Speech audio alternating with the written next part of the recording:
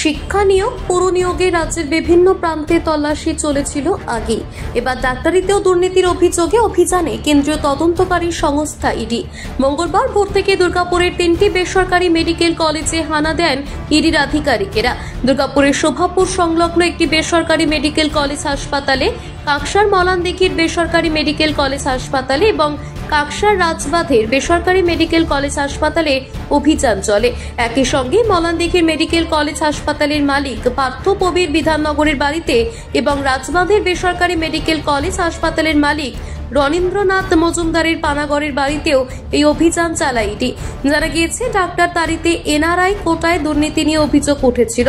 ইডির কাছে সেই অভিযোগ জমা পড়ার পর শুরু হয় তদন্ত, আর সেই তদন্তের সূত্র ধরেই এদিন রাজ্যের একাধিক জায়গায় তল্লাশি শুরু করে কেন্দ্রীয় সংস্থা।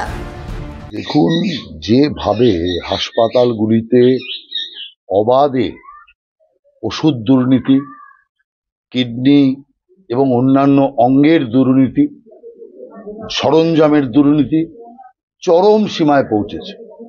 একটা লুট চলছে, আর সাধারণ মানুষ চিকিৎসা পাচ্ছে না, পরিষেবা পাচ্ছে না।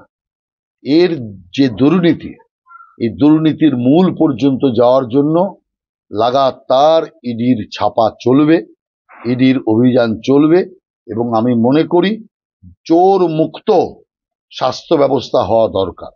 সেই চোর মুক্ত স্বাস্থ্য ব্যবস্থা করার জন্যই আজকে এই কাকসা থেকে শুরু করে রাজ্যের সর্বত্র ইডির অভিযান চলছে, আগামী দিনেও চলবে। দুর্গাপুর থেকে নিজস্ব প্রতিনিধির রিপোর্ট, টিভি নিউজ 10। সুলভে সঠিক চিকিৎসার একমাত্র প্রতিষ্ঠান বিবেকানন্দ হসপিটাল। 24 ঘন্টা emergency service, blood bank, trauma care. আপনাদের সেবায় আমরা তৎপর।